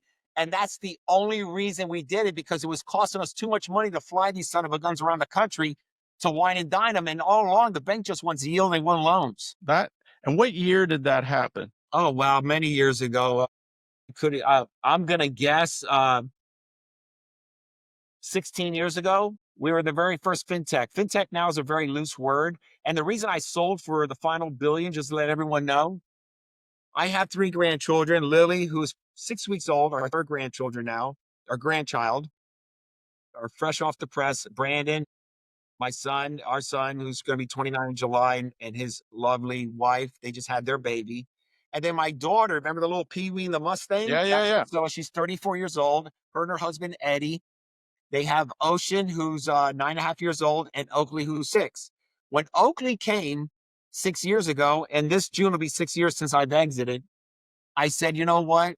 Remember, I kept talking about becoming that better version of Bobby, and it's not all about money. That started compounding, and that's 100% right. I wanted more time with my family, who matters the most to me in my life. The climb that I took was a big climb. And now I want time, invest my time with my family. Now we have our private family office. We have multiple different investments. We have $750 million in real estate that we've been investing way before we even started. Before we sold the first slice, we were investing our money. And now it's all about my family, man. That's the reason I exited. I wanted more time with my family, who matters the most to me. Right. And, we talked earlier about how important it is to have a partner with your spouse, but you also made very good choices in terms of the partner to initially have some liquidity. And I think you gave them like 3 bites of the apple. Tell us about how you found them. Yeah. Uh, Yeah. and how do you maintain, I've had private equity partners that come in and then things don't go right and then you get sideways with them, but I apparently have maintained a great relationship with them. Still today, 5 founders are personal friends, especially one in particular. He just retired and he's officially exited. So they used to buy our paper, this institution. They were fairly large in Tennessee. Right. And they got to really know the 3 founders, our DNA. They started understanding the culture we were building. We used to put on bank seminars. They still do today. Can you talk about who they are, or is that confidential? Pinnacle Bank. No, they're publicly traded. BHG's mentioned all their statements. They're traded by PNFP. The symbol is, and they're like a top 10 bank in the U.S. they're trading about over $100 a share. Bonafide, solid, and it's been well over 10 years since they bought the first slice. They came knocking on the door. They said, guys, you have something special here. We would like to buy 30% of your company as investors. Continue allowing doing what you're doing. Keep 70%. We'll give you all cash. We'll send you $75 million. That's that. Remember I told you about that 25 million when it showed up at the bank account? That was 25. 25 times 3 of us is 75 million. And they knew who you were. I mean, they knew you well. They knew the obsession. They seen what that gentleman, the leasing broker business, seen. They seen what my mother-in-law seen. They seen Tom Brady's. Each of us are Tom Brady's. We just don't know it. We are great. So they saw greatness. And then we start seeing how these multiples work. Oh, this is how this works. It's almost like real estate. This is like selling loans. Well, we did, Charlie. We went back. You didn't accept their offer immediately. You did some research, right? No. We accepted their offer immediately. We left a lot of money on the table, in my opinion. When someone throws 250 million and you're running a good and plus a good relationship, it was just a match made in heaven. 10 months later, we went back to them saying, hey guys, we still own 70%. You own 30. You have first right refusal. We're going to take the business to market because we want to take off 19% more and still own and control 51% out of the 19. Would you like it? We'll take it all day long. Perfect. Remember, it's less than a year later, but it's not 250. It's 600 million. They said you're out of your mind. And we Really? understand about negotiation. You always agree. I agree. It's a big number, but that's the number. Long story short, the first deal closed within 3 months. The second deal, 600 million, closed in 4 months. Wow. And then the $1 billion slice, we didn't want private equity because anyone who's familiar with private equity, there's good, bad, and ugly, and big appetite for fintech. I mean, some of the biggest from Soros, Breeze, KKR, Apollo, Allberg, all of them looking at this. I was ready. I told my two partners, I said, guys, a different Bobby's here today, man. And they were so supportive, and they were trying to convince me, don't do this, Bobby. BHE's a baby.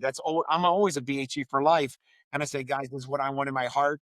And we agreed the best course for them And was Sophia for was them to buy it. also For them to aligned. buy in, we went to our institutional bank base, and guess what? All those 2,000 relationships, a lot of them participated in the buyout with Eric and Al to buy me out. It was based on all cash. We are so close, the three of us today. I'll see them tonight, matter of fact, in Miami for the F1 event.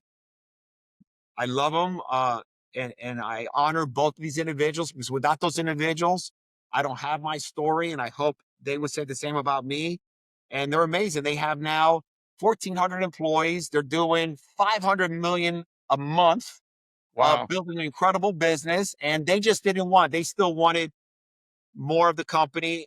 They're both grandpas now, and I'm sure one day, when that day comes, they'll maybe come to a point saying, "I want to do something else Yeah. now." And business is always changing. As I had dinner with your brother, and he said that I guess the composition has changed from all those doctors and lawyers, and now you have like small and medium businesses. How did And that? consumers, it's just almost like Amazon. It keeps evolving to something else. And that's what's great about business. A lot of people think they fail because, oh my God, you're evolving to something greater and grander. Right.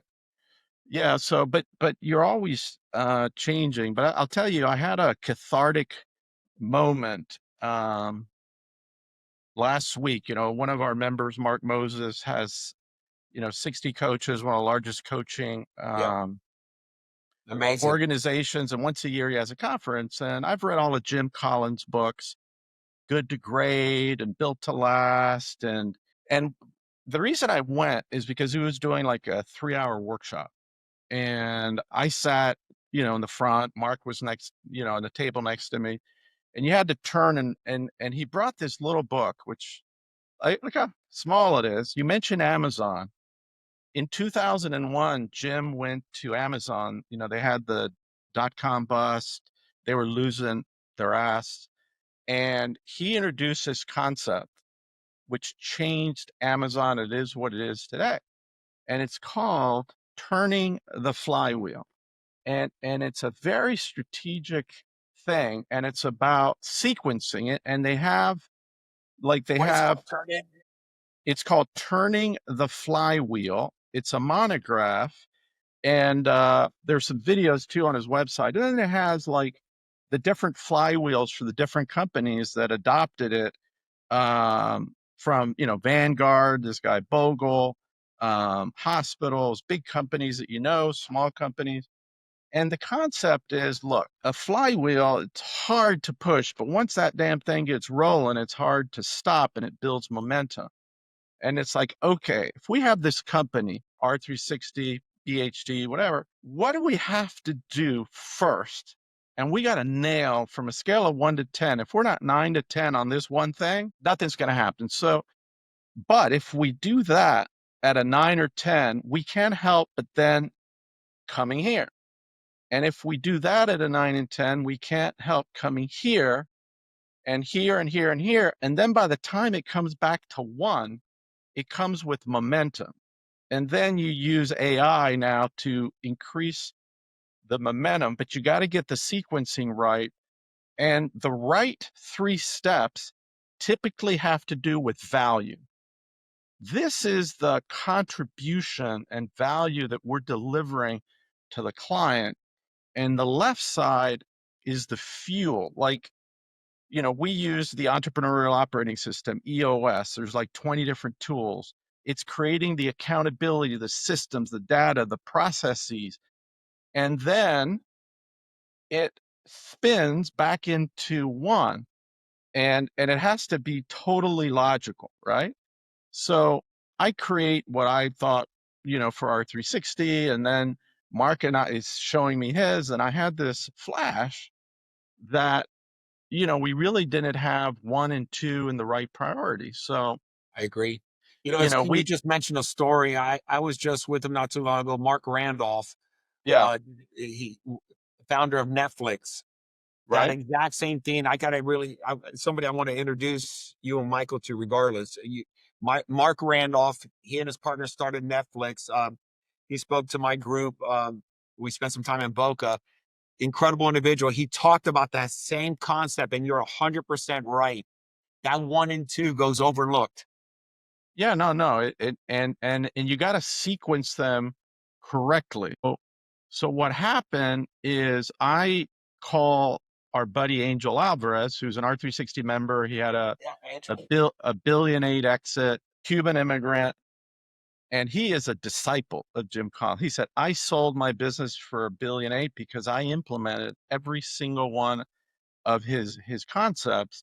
So I sent him I really went deep on this, and I created the whole thing. It's like 20 pages. I wanted, and then I sent it to him. And next week, one of the new members is doing a presentation on her book. But I said, hey, I'm gonna go to Lexi. I think her name. I'm yeah, gonna go to that. yeah, it's going to be in Miami. But if you're around, I booked at the same place at the Moore Club. Angel is coming at 8:30 in the morning the next day, and we're going to hang out from 8:30 to 12:30 to just go over the R360 flywheel and get it right. And When I'd is love to. that? The day before? What day is that? It's the 7th, so May 7th. So the idea would be to really, but everything that you're doing, and then Jim Collins said that he created, it was really interesting, a personal flywheel for himself. So That's wow. right. How So once you learn this and you want to go wherever it is that you want to go, I have, as you know, I was at an R360 meeting, and it was like, what's your morning routine? And we were in Palm Beach, and it was Brittany Turner, who was like 35 at the time. let's see. And like 10 years ago, she was living in like her own car because she was bankrupt. And now she like owns an island and is, Yeah, I've been to the island with Peter. Beautiful. yeah, yeah, I know, beautiful. And her morning routine was every morning she reads her eulogy. And then I do this, then I do that, then I do that. I'm like, whoa, wait. It's like, wait a minute.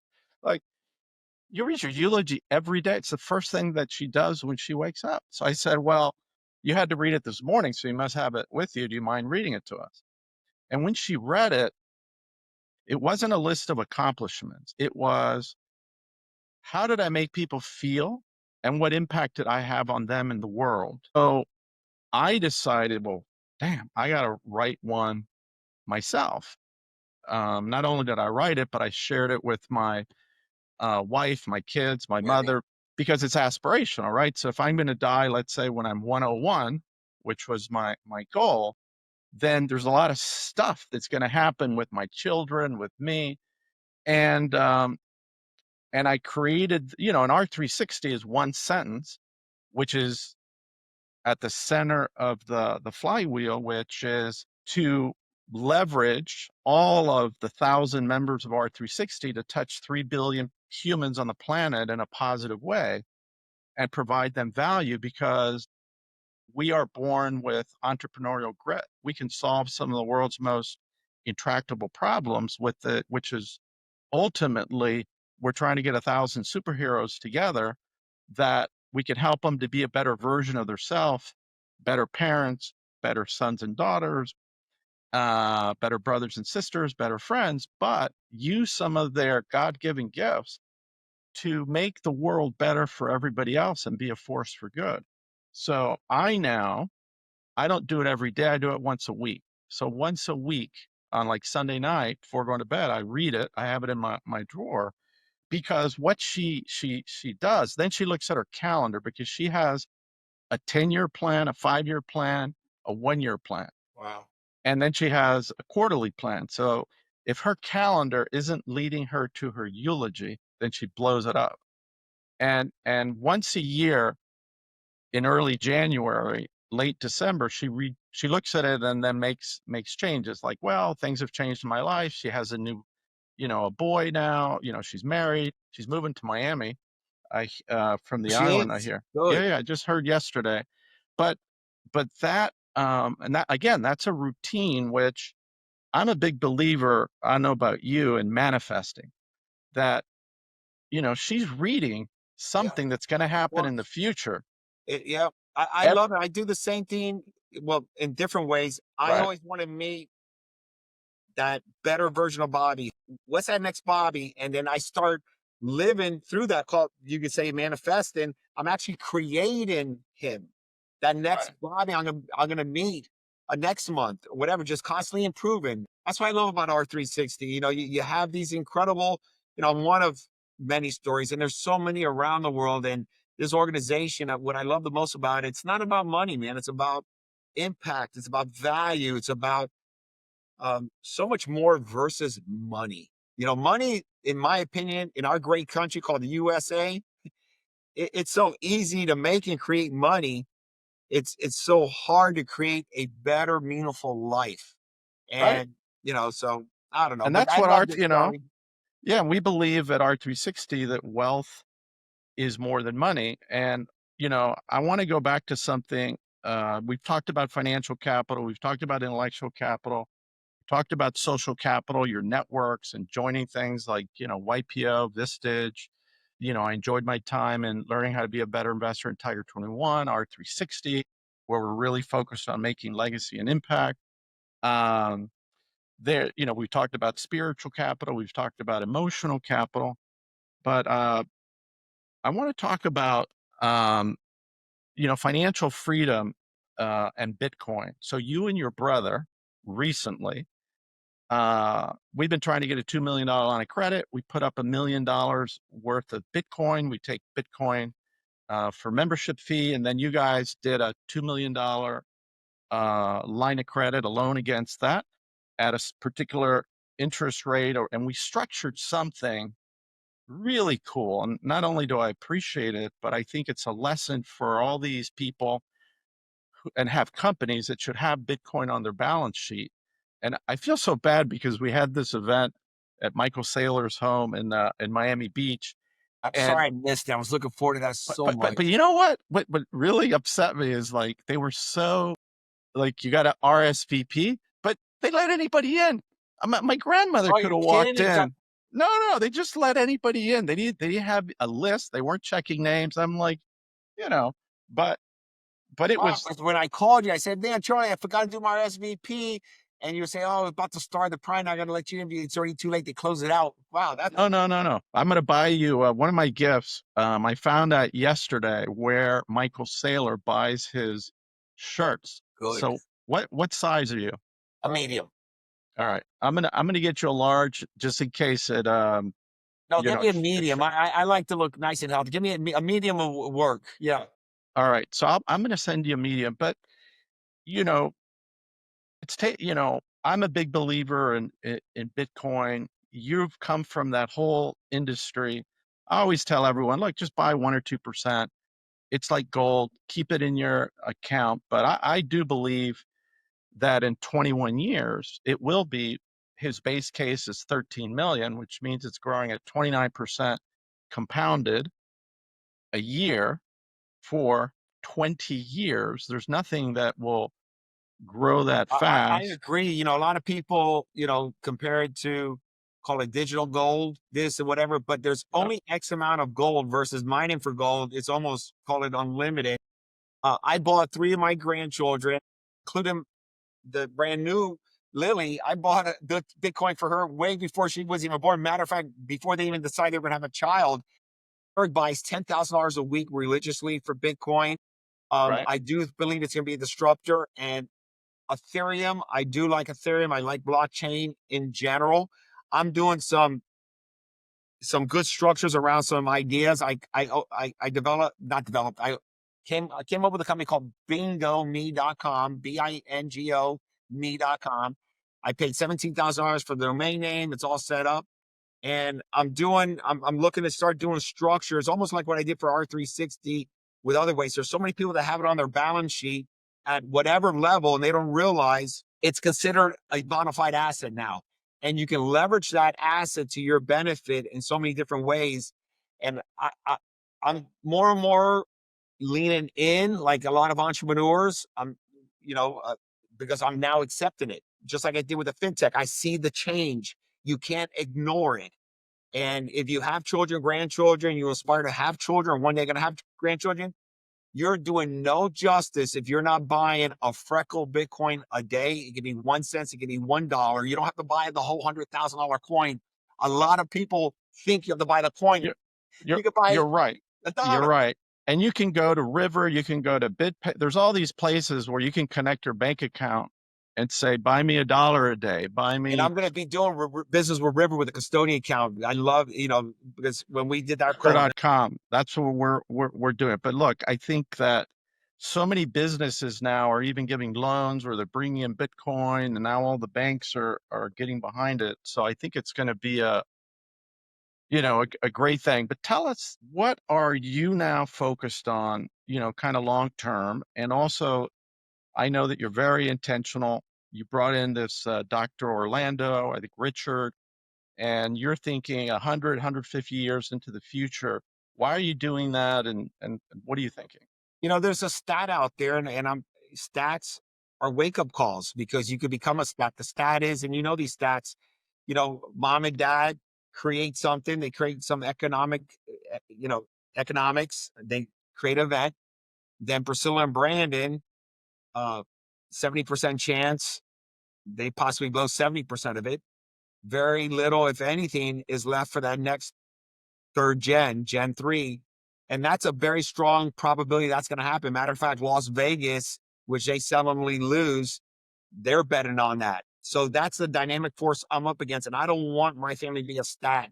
I'm not out there to spend all the money Sophie and I have created. We live off of, for full transparency, I'm very transparent about my life. We live off of $500,000 a month that our real estate gives us passively, around 550. We only need about 6 million a year for our And life. how many apartments do you guys control now? 2,500 units, 2,500 doors. 2,500. So what you did smartly is when you had your exit, instead of We giving it, started investing before the exit. right, you've been investing before that, but instead of taking your money and putting it into the stock market and giving to Merrill Lynch, Real estate. you started a real estate operating Yep. business, Yep. and you started that over 20 years ago. And And then it helped me now, on the 3 exits of BHE, especially the last one for the depreciation. I was able to pay millions and millions of dollars less in taxes because of real estate. And that's and we do some hey, structured lending, as you can, know, for passive. can I got to stop you because for a high school dropout, you're freaking brilliant. So can you explain to people the people that have never owned real estate, they've only rented their whole life, the concept of depreciation, especially when you're owning and renting things out? Yeah, you get to appreciate a lot of things other than the land. And what happens is, if you don't get What does that distracted, mean? Right? What does I'm going to give you an depreciation mean? example. Yeah. So if you don't get distracted, it's a really simple thing. You don't have to, I think we're all smart. It's just, you just got to give it focus to extract that smartness. President Trump, in 2019, September, passed something called 100% bonus depreciation. Now, when you buy a piece of property, an apartment building, you could depreciate it, call it 27 and a half boring years. You get a little off of a depreciation, the washer, dryer, the fence, and all the hard stuff, not the land. It's you could depreciate those assets over time. Then you could do something called a cost segregation. You can shrink that 27 and a half years, say, to 13 years, meaning that instead of maybe saving $200,000 in taxes a year, now I can save $400,000 because I just shrinked it. Well, President Trump when he first became president, he did 100% bonus depreciation same day on the calendar year. So when he passed that, I was very mindful of it because I'd like to keep track of things and I'm ahead of it. You remember we talked about change, be ahead Yep. of the change? Well, remember, I was exiting BHE in 2019.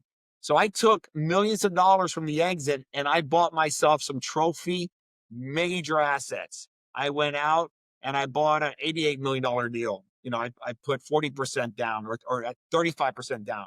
And You buy these were 120 multifamily apartment multifamily apartment buildings. complex. So instead of paying, and I'm making up these numbers, instead of paying $20 million in gains, you probably only pay 10. You take that extra 10 million and you compound and you invest it. So, and no one's ever showed me it. I just became obsessed and I focused on it. And it's exciting. It's like a video game, and it's not like school. School, they don't teach you nothing. That's why these kids are boring. But if they teach you how to make money, kids are dialed in. And real estate, multifamily in particular, by far is the best real estate asset class that it is. Let me just do the math and tell you how compound happens. Me and Sophie at the 3 slices, we got $233 million. Remember, they bought 30% at 250. That's 25 million. They bought the second one at 600 million for 19%. I get a third of that. And then I sold my 17% based on $1 billion. I got 170 million. I got 233 million. Let's just round up to 230. And when you say 17%, because you had your brother, and Al, you had 17 each. That's 51. That was 51%. So through all the 3 slices, Charlie, I got $230,000, $230 million. And after tax? No, gross, before tax. Now take your 20% capital gain, plus you got the Obama gain in there, 3.5, but let's just call it 20%. That means me and my incredible wife we're only left with $180 million left. But for some odd reason, we're worth a little bit over $500 million. Where did we create $320 million? This is what I'm talking about, compound effect. People, you know, I'm just giving you an example. You take 180, but you get it to 500 million from investing. And for us, a lot of that was real estate. Big slugs. You buy something, you improve it, you raise rents, you create valuation, you recap it with no tax implications. You buy another one as long as it cash flows. It gives me and my wife 550,000 for many years, every single month. Very lucrative tax implications. And the decision is, hey, somebody could come in and offer you to buy it, or you just say, hey, I'm getting the cash flow. Why should I sell it? Because what else am I going to do with it? And if you want to buy it, I mean, we've traded some deals where long-term holders, we keep the legacy. You don't pay taxes. You just do a 1031 and buy something better, newer, so you can leave it to your grandchildren. And explain what a 1031 is. 1031 means if I sell something and I make a $20 million profit, I am not going to pay taxes on that. I'm going to roll all the money to another deal, and all you're doing is deferring it. Well, Bobby, you're going to have a tax issue. Well, yes and no. Sophie and I, second to die, both of us have to die. And then my kids won't have that on the real estate, but they'll have their cost basis at that level, not our cost basis. Our cost basis is really lower. I know I'm going fast. I'm telling you, no one taught me this. I just became obsessed, learned about it. Yeah, I may come across smart. It's not this stuff you can. But Bobby, you know, one of the things that you've said clearly, even though you didn't graduate from high school or college, you didn't let any of that stop you. You educated yourself. You read because I learned from this 4-star general I used to work for. He became the head of NATO Army guy. I was in Air Force, but he had 3 daughters. I think he kind of took a shine to me because he wanted to marry one off. Didn't quite work, but he saw me reading on his plane. We were going somewhere together, and he said, "Why don't you have a pen in your hand?" I said, "What do you mean?" He said, "You never read without a pen, because if you're writing notes, you're going to retain 2 times as much." So he taught me that when I read, not only do I underline, I'll write notes, and then in the back of any book that I've had, you can open the very back. It'll say page 30, and it'll have like some insight, so I can retain more. And sometimes I'll read the book again, like Think and Grow Rich, which I love. I've read the bigger book, which is called Laws of Success. And every time I get something different out of it because my mind is focused Of on course. different things. Absolutely. But, but I, what I'm getting from you is that nobody has an excuse. You could have poor parents, not graduate from, and especially This now with United AI. States of America, regardless of what's going on with politics, it's by far, I mean, our mutual friend from Ventura, John, says it well. It's it dominates on the planet as to the opportunity offers versus other places such as Canada, Europe, US of A. If you're mentally and you're physically healthy, and Yep. you're not winning in life or feel like shame on you, become transparent with yourself and ask you, why is that the case? You will see all the people you got to remove. You got to see all that. So then you can say, my gosh, I see it now. It's all in front of you. Right, right. Tell me about one of the funnest times I had with you. You were gracious enough to do a book signing and come to Palm Beach. We're meeting at the Trump golf course. This was some years ago before Trump was president. And I guess our meeting was Wednesdays and he played golf on Wednesday. And he decided to come in and say, hello. You're not supposed to take pictures of him or video, but your kids were there and they tell us about that day because I I thought tell that was one of you, the for the funnest ones that days. have not met President Trump, the day Charlie's referring to was right before he started, getting ready to run again. What a scholar and a gentleman. He treated me, I mean, just incredible. He took time out to shake my hand when Charlie told him a little bit about my story. He signed my book. I didn't sign his book. He signed my book. Bobby, great job, and signed his name with that big initial. He treated my son Brandon with such just good energy, and I was proud. It was another moment. I said I put myself in a spot again, network and association. I would have never met that. I was so inspired because someone took a moment out of their busy schedule to impact someone else's life. Do you understand that? That's powerful. He's a very busy individual and he wanted to express himself to another American. Good job. You represent exactly what this country stands for. That is just unbelievable. And spending time with my just for a moment. And because of you, Charlie, and again, that's another special moment of a few moments. And it felt really good. I felt, you know, driving back from Palm Beach, really proud of myself. I said, man, I guess I've done some pretty cool things. No, no, no. It was so funny because you wanted his signature, and he like you Yeah. gave him your book to sign, and I had never seen his signature before. It's like Like I've this. never seen a signature like that. It's like a bunch of I have the book and it goes, I mean, there's no way you're going to, no one's going to phony that signature. That's a hard one to duplicate. that was certainly a really special day. It just kind of happened, and your kids were there too, which Book was signing day. on your on your book signing day, which is so great. You're That's gonna go. God, man. That's God front and center. I mean, if I may, I want to just take 30 seconds to honor God. He's put all this in front of me, Charlie. The day I stopped getting distracted, I seen it. And God is putting everything in front of you, whoever's listening to me, no matter what you're going through, what you will go through, it's all in front of you. He's putting all these stuff, all these incredible things in front of us just to open the door, activate so your life can shine. I know that to be true. I feel it in my soul, my heart. And it was all God's work, man. All I did was reached in. And how did this happen, Bobby? Because this is like you said 2 years ago. So I'm curious as to what I was led at you an here. answer. Yeah, so I've been since I sold. I must have spoken at least 100 business conferences around the country. I coach 15 entrepreneurs one-on-one on a very limited basis to help them and grow their enterprise value. So one day they can create something for their family. I was in Cabo, Mexico, speaking at a business conference, and after the business conference, uh, I had to do their podcast. As I'm doing their podcast, it's beautiful in Cabo, Mexico. I'm here. Look, you and I are sitting here. You're the person interviewing me, and I keep seeing the shadow back. And I turn around, and this one dude, he had to be like 7 feet. His name is Keith. I'll tell you, and I know who Keith is. And he looked in the glass of the center, and he says, "Oh," and he realized we're in a podcast, film crew, and all that. And I said, "No, no problem." And I opened the slider. I said, "Come in here, dude." So, and then for some odd reason, there was like a little table, but a couch type of table. And I said, "No, dude, sit here out of nowhere. Sit right here."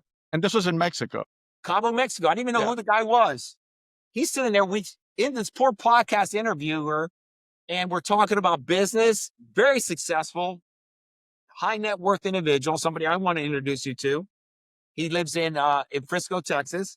He wind up, his name is Pastor Keith. I accepted God that day. Many people for the last 5 years, I've gotten close to accept him. It just was the right time because as I was doing it, Charlie, that sliding glass door I told you about, there was whales breaching. It just felt so right to me. It was so at the right time. He sends me a text every Sunday, sending me these incredible verses. Somebody I just incredible entrepreneur. Yeah, dude. And what about, and where's Sophie on all this? I know she's Cuban, probably grew up Yeah, no, Catholic. they're my kids, my wife. A year prior to that, because this is what compound it leads up to. We're at Thanksgiving at our house the year prior, Charlie. Everyone, again, that matters the most to me. We're all praying. My daughter, Priscilla, we're all holding hands like we always do. And we're outside, and Priscilla's praying. And Bobby looks up, saying to himself, complaining, "Man, she's going for a long one here." I'm saying that to myself. And I look up, everyone that matters the most to me, my children, my grandchildren, my wife, my mom, they're all with their eyes shut in a moment. And I felt like I was missing out. I looked at my entire family saying, "Wow, I'm not feeling what they feel." Everyone that matters the most to me, and I'm looking up, complaining to myself that, my gosh, my daughter's going for a long time on this prayer. That hit me. It was strange. Really quick, Dr. Orlando from Legacy Capitals. We've been with him for 3 years now, me and my family. We just had our family retreat. We do it every quarter. All my boxes were really filled healthy. The one bucket that was completely empty, he kept bringing it to my attention, was my spiritual bucket. All around the same time, this is all happening. So that compound theme, now I'm here and I'm going through the journey, and it just feels good. Well, That's all. I'm gonna introduce you to somebody, and I'll talk to you about him offline. But someone um, there's an R360 member, never spiritual, um, kind of a non-believer, and ended up getting I don't want to mention his name, but ended up getting prostate cancer. And someone introduced him to someone who was he had been a self-taught software engineer. Paul Allen saw something in him, went to work for Paul Allen. He has all these patents. He's a like crazy scientist. And about 2013, he gets this debilitating disease. He's in LA and he's in the film industry. He's doing all kinds of stuff, and he starts dying, and nobody could tell him what was going on. And he was Jewish, but not a believer, not religious at all. And somehow, some way, he heals himself through the power of Jesus, and he starts a healing center. And this R360 member has prostate cancer, and somehow he goes to meet this guy. And today, not only is he cancer free, but he's operating on this energetic frequency that rarely people say something profound in like 4 words, 5 words. And he's dropping stuff like every couple of minutes. I start taking notes, and I'm like, dude, what?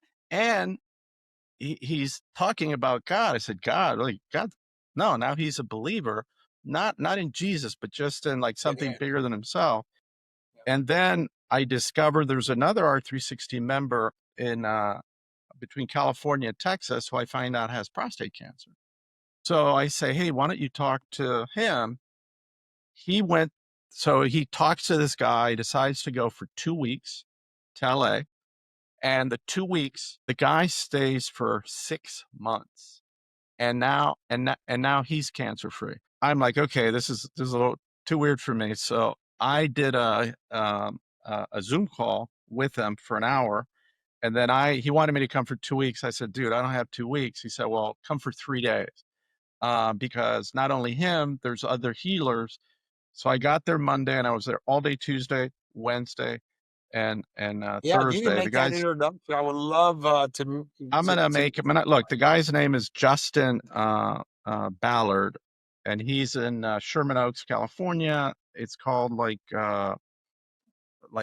Just Hope, and I'm gonna introduce him to you today, just because I'll talk to you offline about yeah, some of the please. different Yeah, and things. I'll see you next week as well. And Yeah, you I'll know, talk to you there. But okay. remember what I told you um, about Genesis 17:1, where Abraham has a covenant and he just says, "Follow me," and he does.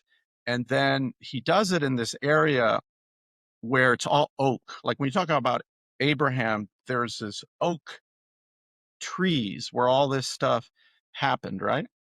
So I have an energy worker that I work like you. I have a lot of, and I was a little suspicious. So this guy's in Miami. I said, "Hey, I want you to go, take the train to Orlando. I live in Daytona. We'll go down together, and I want to check this guy out and make sure that everything is kind of legit." So he, went with me, and when we get there in the morning, he's in this like complex, beautiful California, and his room number was 171C. And I'm thinking, and then I walk all the way out, and in front of his door, there's this massive oak tree. And it's like, and I go like 17:1 C Really for covenant. And I'm going, all right, if the universe isn't like talking to talking to you, you. I've never had that type of experience before, but I'll make I introduced him to Lexi. And I said, look, Yeah, I talk to just love him. meeting people like that.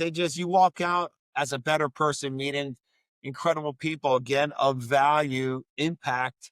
Um, What and I have that's found is that there's Western medicine, there's Eastern medicine, there's certain technologies that people are using and he uses, but there's also people that can maneuver energetic forces, absolutely it's energy, real. and it's like physics, and and I've seen it work. Um, Yeah, you know, introduce me. I would love that introduction. I would love to meet them. yeah. So I'll do that. But look, you've been super gracious with your time. So I want to tell you, man, I love you. I just you're such an amazing individual. When you're doing R360 area, I just when I met you at Tiger 21, Sterling, your son, amazing. Came to one of my events here. I had 40 people from Australia, real estate investors here. Sterling, I was looking at your son. He was there. Speak. I mean, um, you're just awesome. You're such an incredible human being. You, Sophie, your kids, your grandkids, and I want to interview her as well because she's just like a ball of fire. Both of you are such a good combination, and Thank you. I think people don't really realize the importance of having a partner, because even when you're sleeping, you're absorbing that Yeah. energy, and having Yeah, someone me and to Sophie, support you. 35 years being married, and yesterday we got on our bike, went to lunch, and it just and we spend time, we reflect on what we've accomplished, but more so the most thing that comes out of it, we're so blessed to have health and continue to be an example of our children, and that legacy carrying forward those core values. We just wanted to get stronger and stronger because I want to break my generational curse. I want my kids and their kids to do life different. You and I are going to talk, but they are generational issues. Yep. On my father's side, going back 14 Very generations, my deep. mother, 7 and 4th, that Justin was able to clear. And I feel like so much lighter. And I can't wait to talk to Eric Yep. when he comes back this weekend from his Yeah, he journey got to back Costa last Rica. night, back in the country. So I'm looking forward to getting the update too. Next week we'll see. And he's also a great R360 member, and him and his wife. So I love you, Charlie. Love you too, brother.